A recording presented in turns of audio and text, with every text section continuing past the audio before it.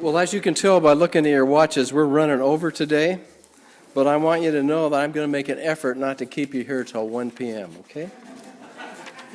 If you'll get that scripture out of your bulletin and read it silently as I read it aloud.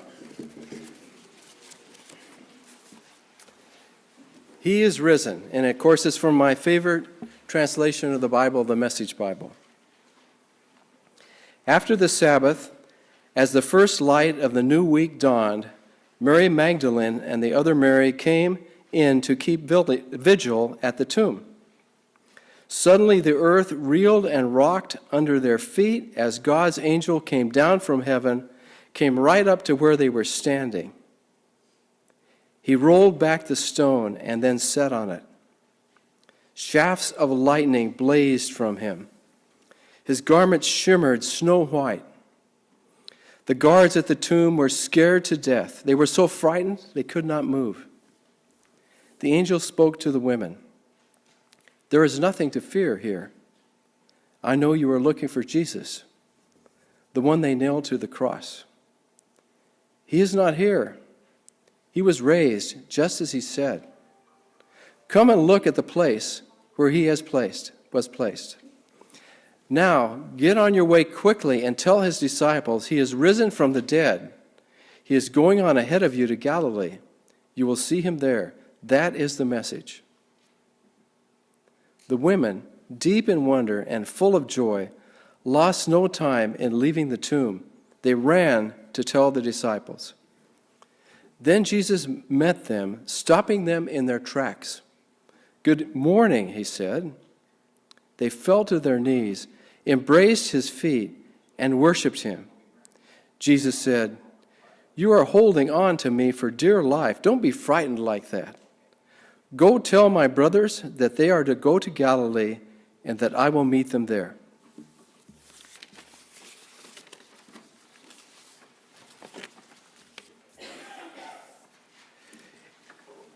It was the Sabbath, still dark, when Mary Magdalene and the other Mary came to keep vigil at the tomb. They were following the Jewish law that you can't do any work on the Sabbath, so they were waiting for the sun to rise so they could tend to Jesus' body.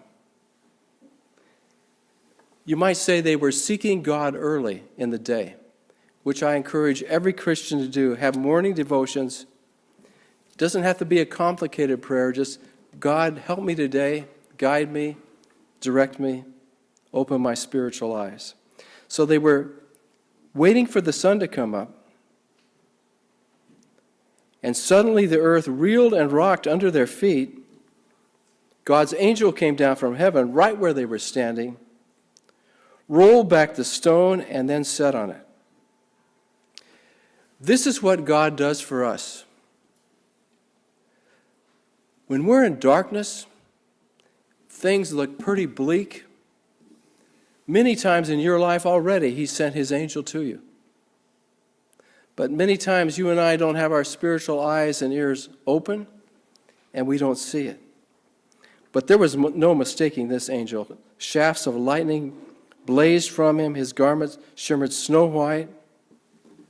The guards at the tomb were scared to death. These were military people who don't have a real high fear quotient. They were terrified. They were frozen. They couldn't move. But you and I, if we're seeking Jesus, like these two Marys were, we have nothing to fear from resurrection angels. And if in your future life you have an angel appear to you, you have nothing to fear. I should probably say, when in your future life you have an angel appear to you. Because God is very subtle. He sends angels in many different forms, in many different personalities. And the angel spoke to the women. There is nothing to fear here. I know you are looking for Jesus, the one they nailed to the cross. When you and I are seeking Jesus, there is nothing to fear in life. Death, sickness, poverty, when you and I are seeking Jesus, even stuff that will make a military person act guard freeze from fear. There's nothing to fear for you and me when we're seeking Jesus. I know you are looking for Jesus, the one they nailed to the cross. He is not here. He was raised just as he said. Come and look at the place where he was placed. You know, we human beings, we need tangible things. We need to see things. We need to touch them. So the angel said, come, look for yourself. In other words, they were first-person witnesses. I wrote a book about the 35th Division's S-413 NATO peacekeeping mission because I was there in person. That was what you call direct military history. It wasn't from secondary or third sources. I was there, I saw it, and a two-star general told me, he says, when you go over there, take notes. These are first-person people. They saw the empty tomb.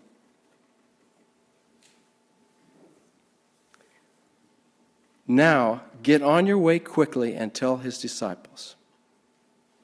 This is what God calls you and I to do this Easter Sunday. He calls us to action.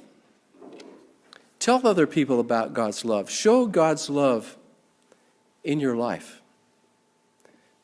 Help other people. Be kind. Dr. Norman Vincent Peale, I've been thinking about this all morning. When I was in New York with Dr. Norman Vincent Peale, he said, be really gentle with people.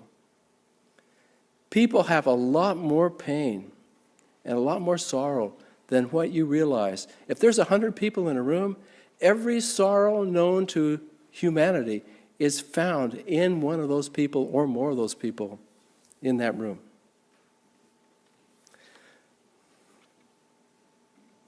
He is going ahead of you from Galilee. He is risen from the dead.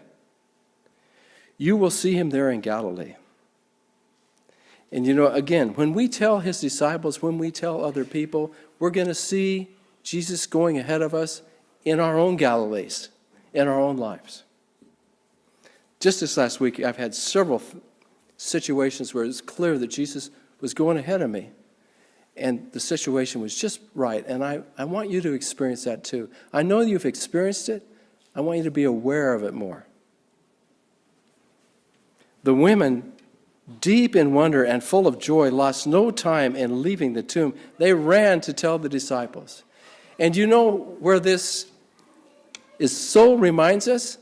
It reminds us of the shepherds. As soon as the shepherds said, there's a newborn baby, and he's the Messiah, and you've got to go see him, the shepherds ran to see Jesus.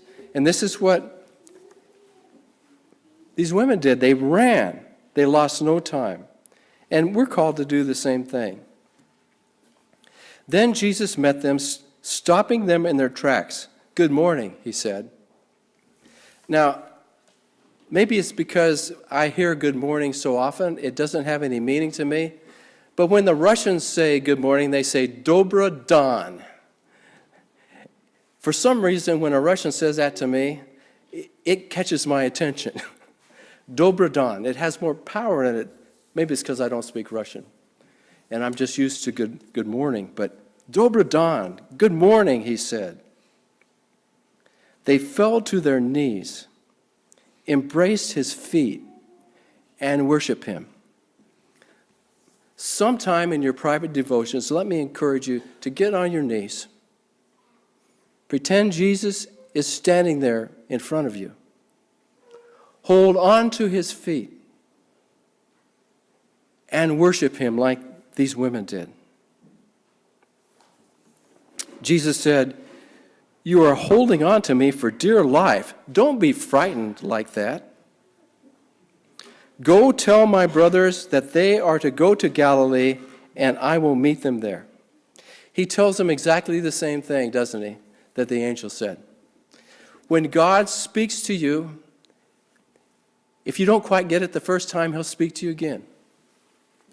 And then when God speaks to you, and you don't get it the second time, God will, if God is telling you to do something, and I've had that happen the last few weeks, listen to it.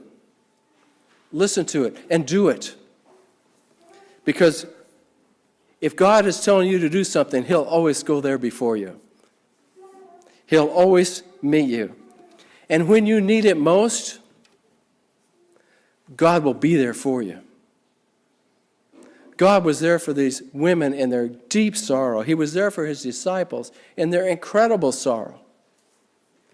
He met them at their point of need, and He will meet you at your point of need.